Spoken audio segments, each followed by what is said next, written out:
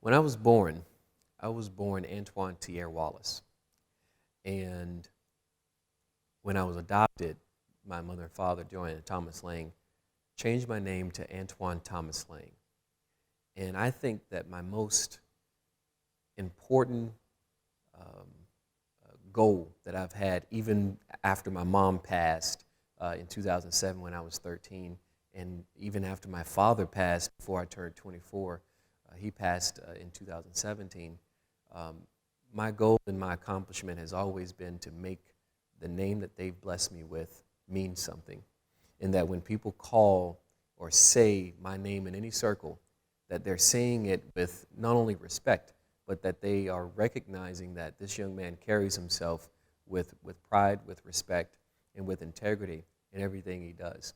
And that translates even into my military life, in becoming an officer in the ROTC program with the Eagle Battalion at Georgia Southern University. You know, these types of things, it doesn't matter all the titles and all those things. What matters is when people call my name, what do they think about? You know, what do they see? And I want them to always see someone who's honorable, someone who has integrity, someone who's not going to change. If you ask any of my peers from high school, has Antwan changed much?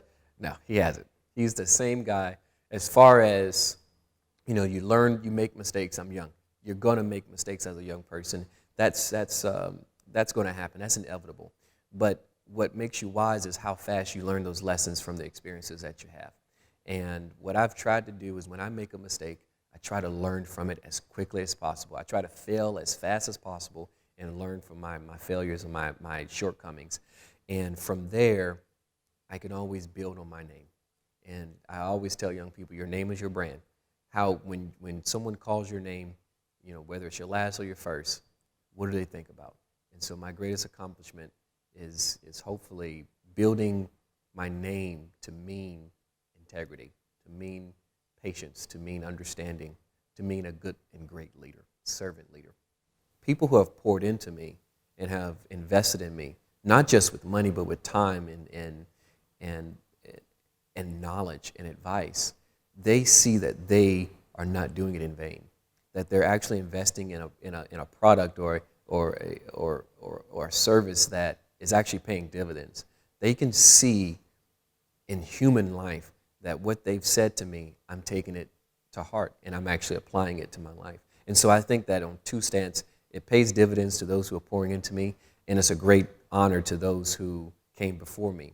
But the other thing is it shows the other young people in our community, especially those who may not feel like, who may have been in my situation, who are or still am in foster care, or may not know their parents, or may have parents who have been on drugs and alcohol, or may have a father or a mother who's in jail, and they're trying to figure out, well, how do I make it? How do I know I have goals, but all I can see is the four walls that I live in. Maybe it's in a low-income area, and they can't see past that area.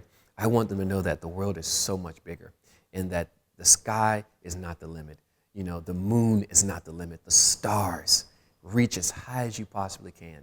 You know, aim for the stars, but you'll land on the moon.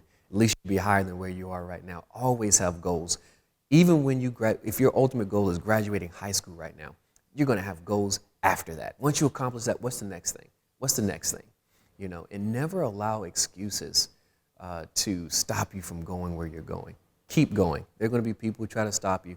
Keep going. Never quit.